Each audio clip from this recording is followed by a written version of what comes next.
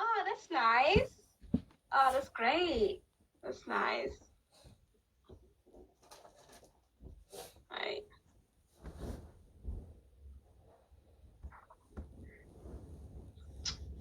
Let me see. Got more people. Right. So I think we can start now. So hello, Michael. Today I'm interviewing you on the Real Talk Show, and this is my cousin Michael. He's 26 years old, and he's a man of God and the creator of Build a Better Body.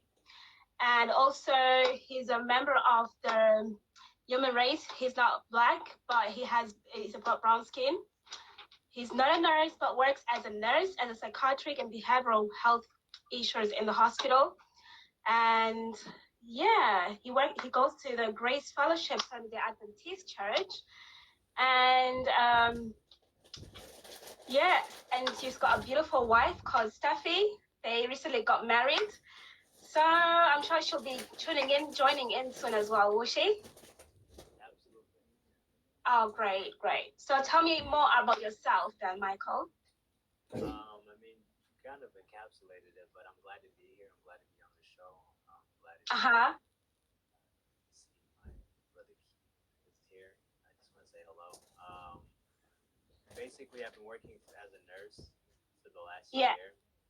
Uh-huh. A lot of patients dealt with mental health, and I've come to the conclusion that the whole human race, Mm-hmm.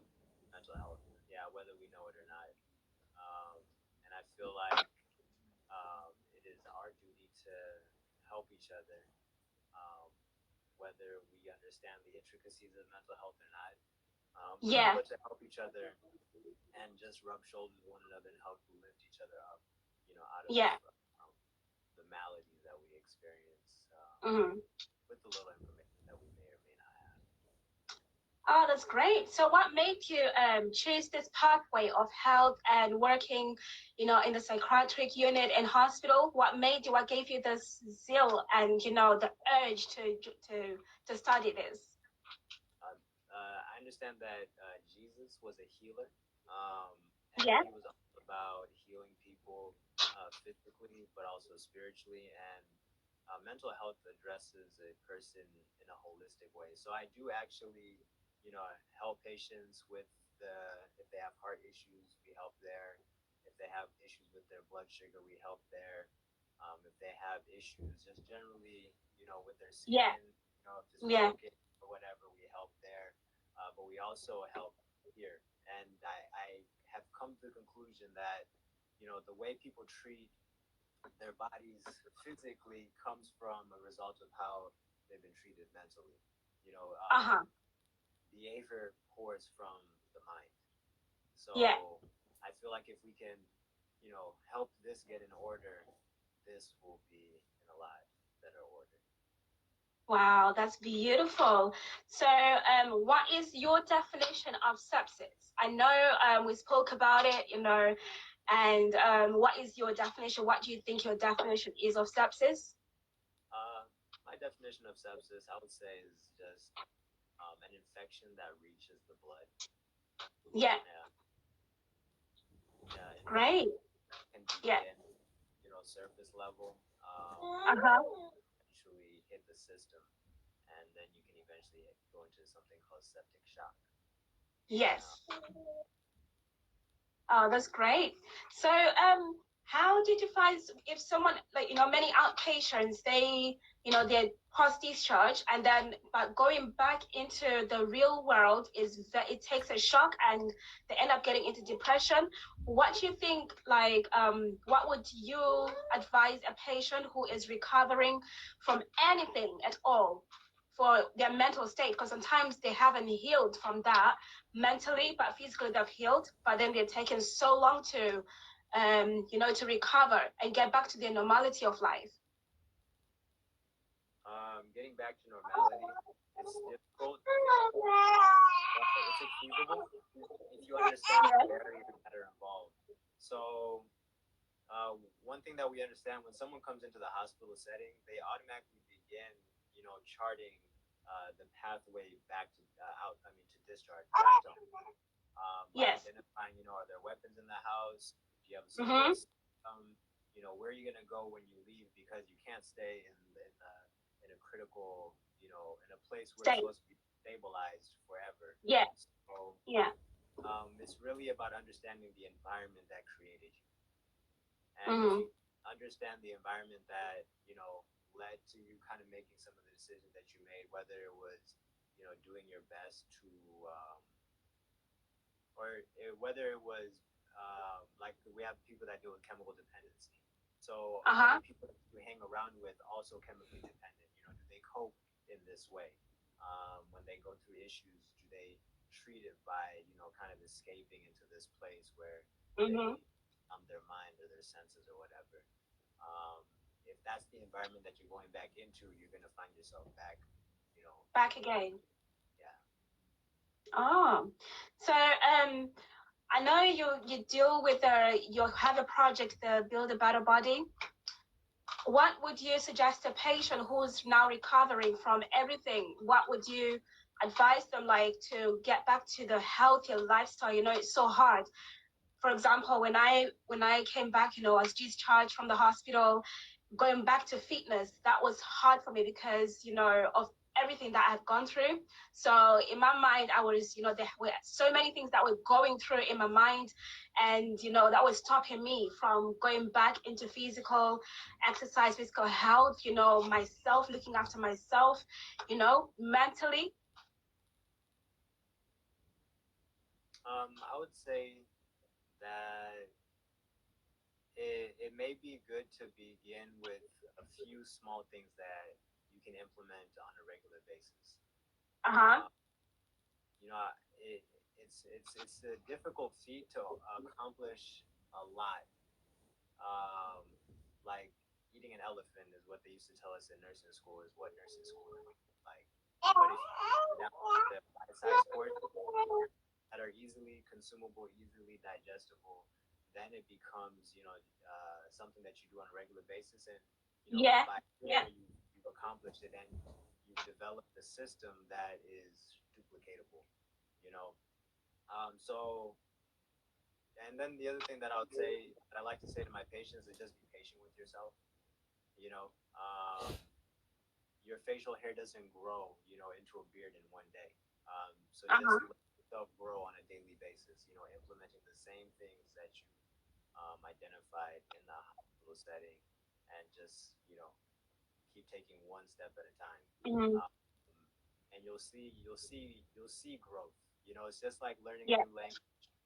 If Yeah. you're consistently exposed to it on a daily basis, it sinks into your brain, and it's not Yeah. something that you try to do anymore, Mm-hmm. because repeating it, and repetition deepens the impression. And it Yeah. becomes easier over time.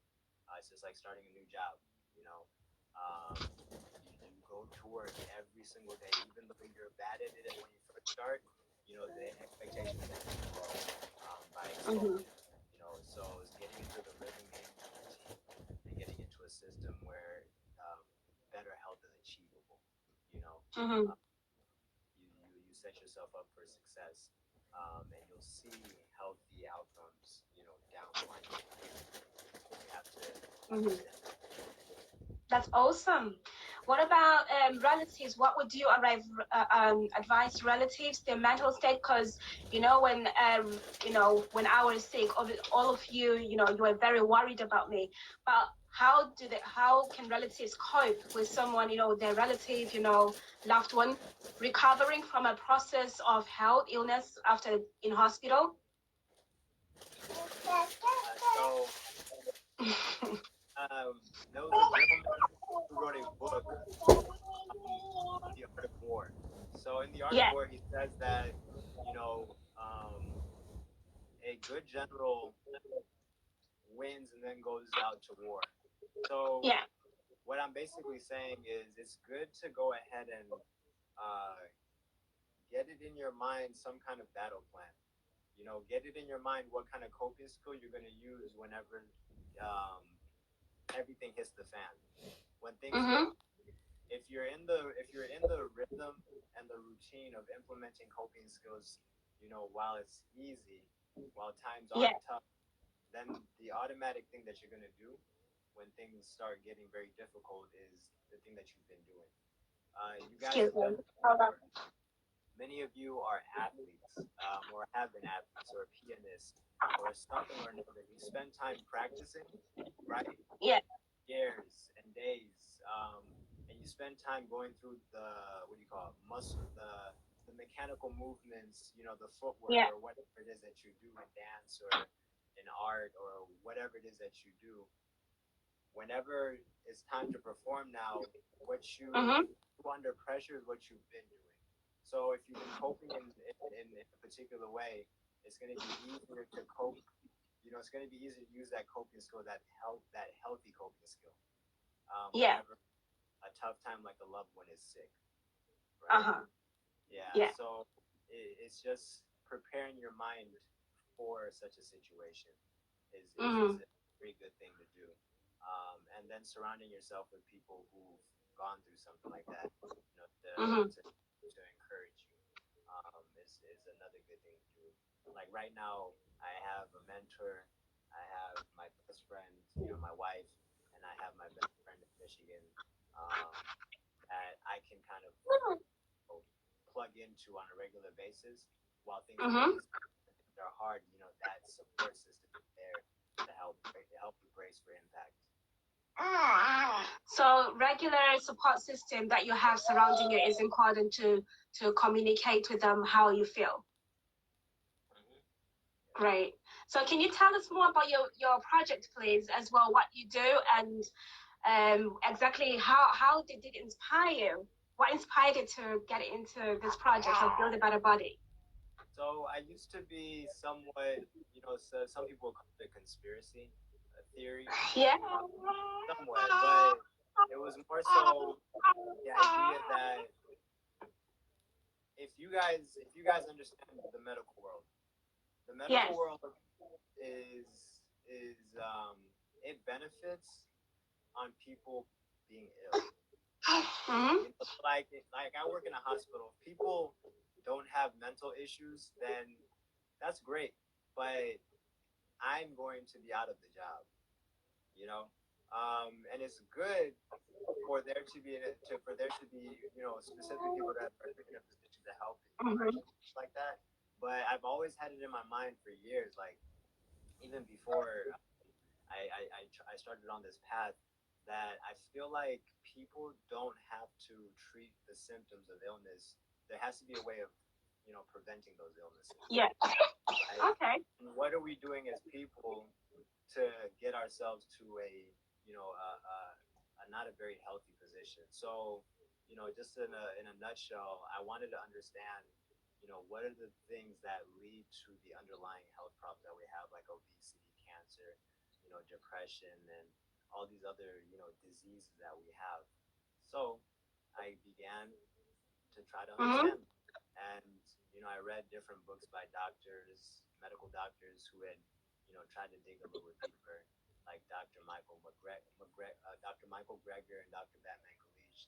One of Mm-hmm. them talks about the impacts of water, hydration on the body, and the other one talks about food. So I've been recently just developing videos that kind of package that information in Yeah. bite-sized, digestible pieces, just for people to implement practical things. Um, so Wow. this doctor, Dr. Batman Galish, he actually says Right. that there are people that wrote to him after applying this information who lost 30 to 50 pounds just by drinking water. They Mm-hmm. didn't change the way they ate. They didn't change their dieting or their eating habits. They just drank more water, and several people lost Yes. 30 to 50 pounds just by hydration. And I understand that's a big epidemic. So it's just understanding little things like that that can be applied for us to put ourselves in a healthier place that I wanted to share with the world. Oh, that's wonderful. So do you have any plans furthermore with your project? Oh, plans? Any upcoming plans? Yeah, any other plans with your project coming forth? Do Oh, you have any plans? Yeah. upcoming plans. just for the most part right now, I'm just building um, a catalog of information, and eventually Oh, I'm going to yeah. pull that information off of my YouTube channel, and Mhm. uh, it's free for now, but eventually it will not be free. Uh, yeah, I'm just trying to build it up for the moment, Yeah. and So do eventually we see a book coming up soon? Are you writing a book soon? I a would love book, to buy it. Yes. maybe, maybe, Maybe. yeah. Okay. Okay. This has been so lovely. I've enjoyed hearing everything that you do in your work ethic and also in your projects. It shows how much you have a passion for mental health and also helping people to better their lives physically and also mentally. And it's very rewarding that we all learn. Because through all this, even though it's all about sepsis at the moment, and we are seeing it, it's very important that we all learn how this really impacts in our lives, because mental health is a real thing, and it's really like affects a lot in our lives that sometimes you don't even know you have it. But the depression you have and the experience you have emotionally, those all show the signs of mental health. So it's important that we raise so much awareness of it. And I'm really grateful that I've had the opportunity to speak with you today.